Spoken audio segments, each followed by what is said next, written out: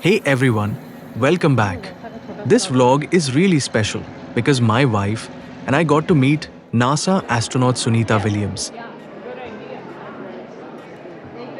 It happened at the Great Lakes Science Center in Cleveland during Discovery Day.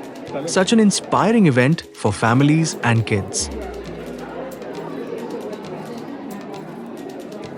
Sunita has been to space multiple times, done record-breaking spacewalks, and yet she's so humble and motivating in person.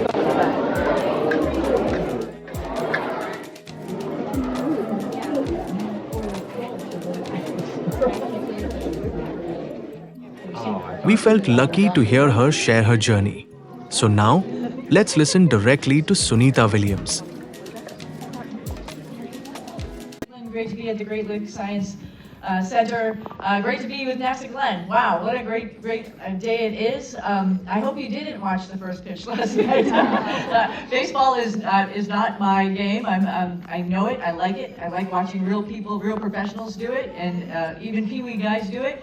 But I'm not good at it. Anyway, I'm good at other things potentially. So I'm here to share my little vacation from Earth with you all. It was pretty awesome to be up on the International Space Station, a little bit longer than planned, but that allowed us to have the opportunity. I think there's some younger people in the audience here today, right? You got to take my place. I'm done. I got to retire. I want to hang out here in Cleveland, and in the fall when the weather's so beautiful, I want to hang out with my parents and my husband and stuff. And so the future is yours. There's so many opportunities out there for you to do amazing things. You know, we're not just working on the International Space Station. Actually, the International Space Station has been up in orbit, pieces and parts, since 1998. People have lived on the International Space Station since the fall, actually November 2nd, but launched on Halloween, October 31st of 2000.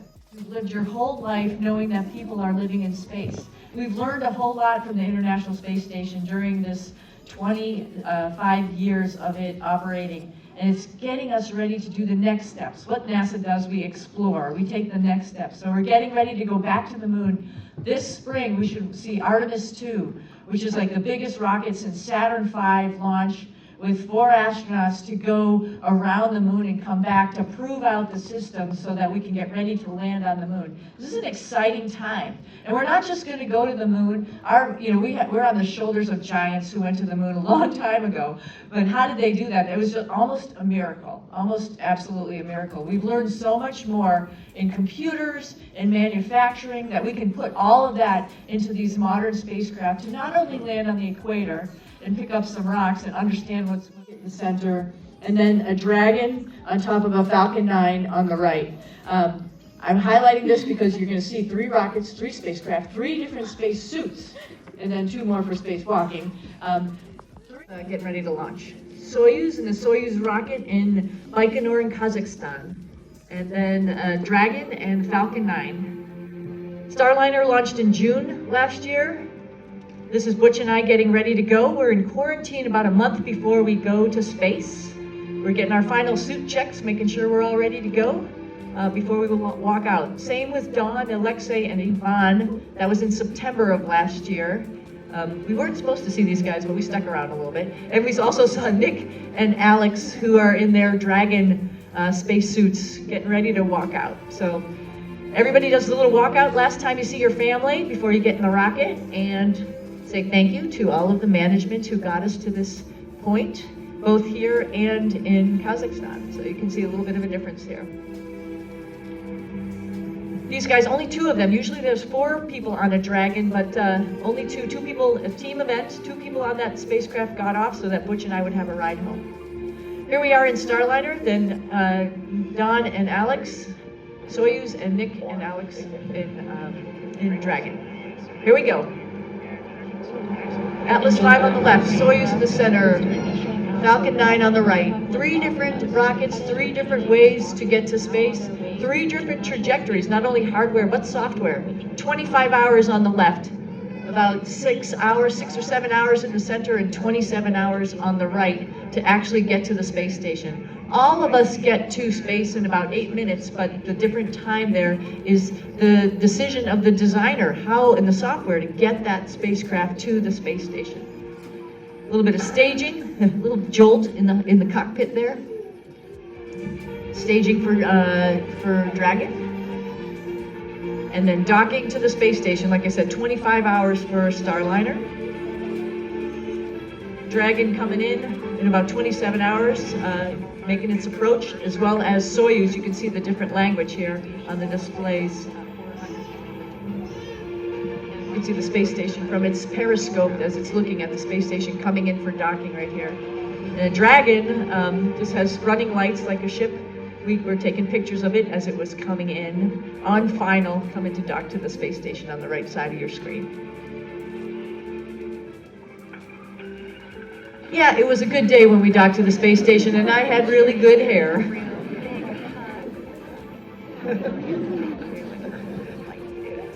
Floating is pretty fun, obviously. Commander of Starliner, now back on the space station, a third visit for both astronauts and the first crewed flight test of the Starliner spacecraft.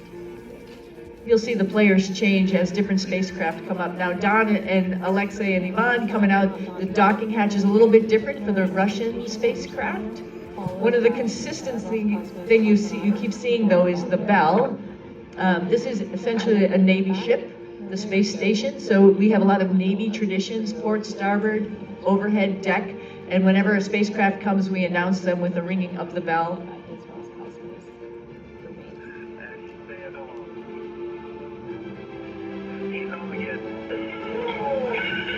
Finally, Dragon last fall arriving with the two, Alex and Nick, back on the front of the space station again with the same hatch that we came in. Crew 9 Commander Nick Hague. Crew 9 now aboard the International Space Station to join Expedition 72.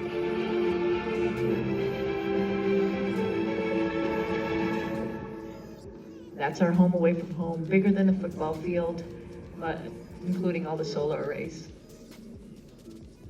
We're constantly doing experiments, we're constantly collecting data, we're constantly trying to answer questions, and usually that leads to more questions.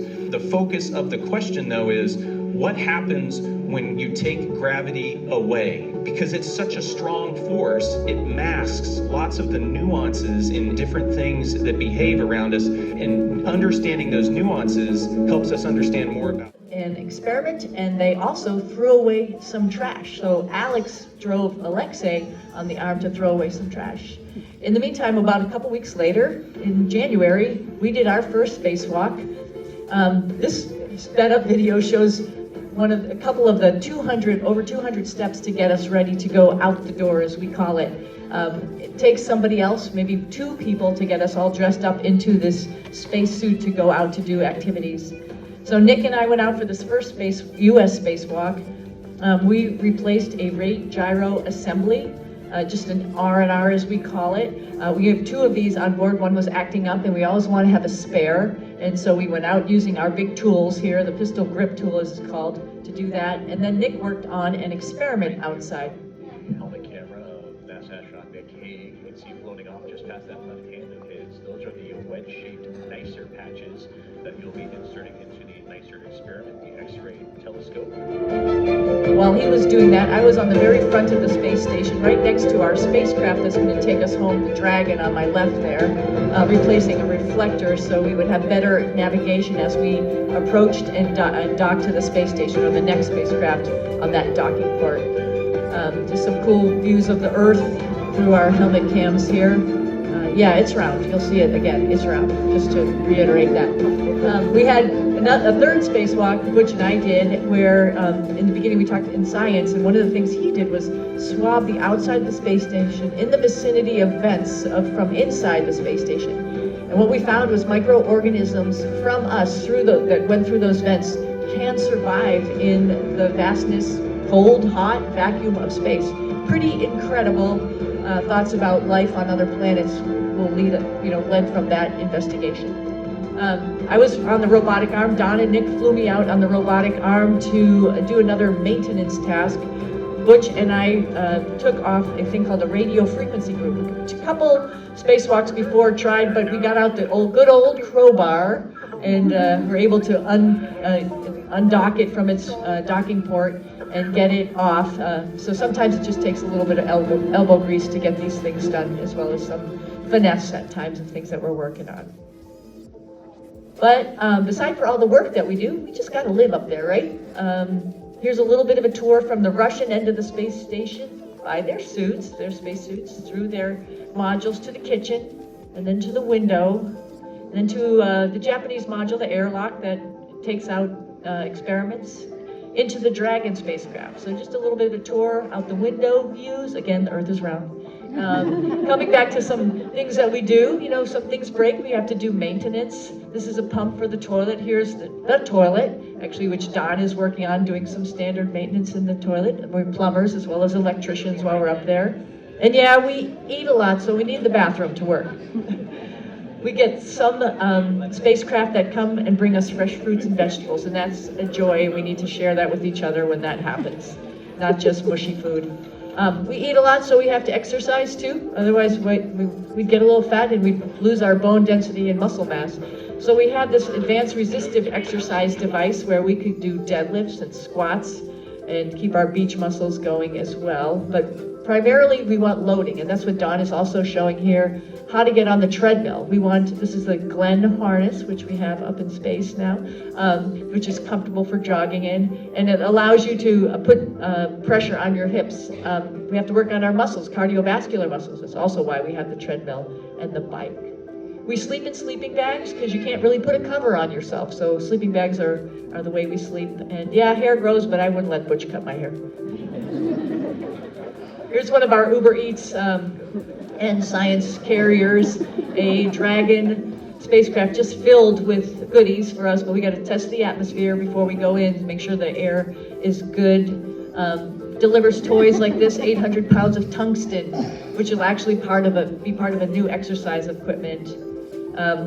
We're demonstrating here a reboost, as balls can, if you throw them, will turn around and go backwards. Now I wish I could throw that pitch at the Guardians game instead, but we need to be in space to do that. We noticed that your space station has exceeded 150,000 orbits, so we're calling to inquire about your space station's extended warranty. It is still in place. And this is gonna be my T2 workout. How we find ways to have fun. We were up there for a couple holidays we weren't expecting, so we made up some costumes.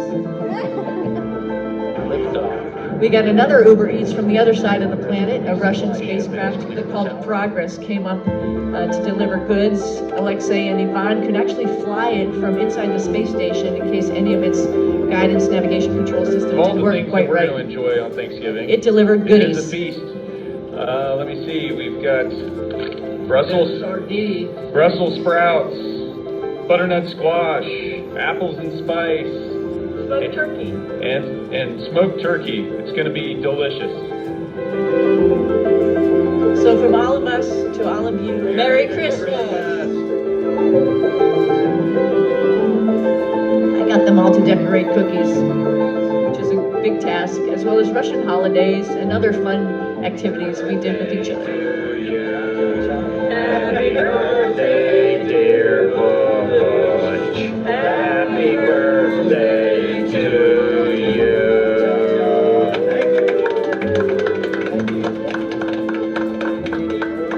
Ready more with peanut butter honey cake.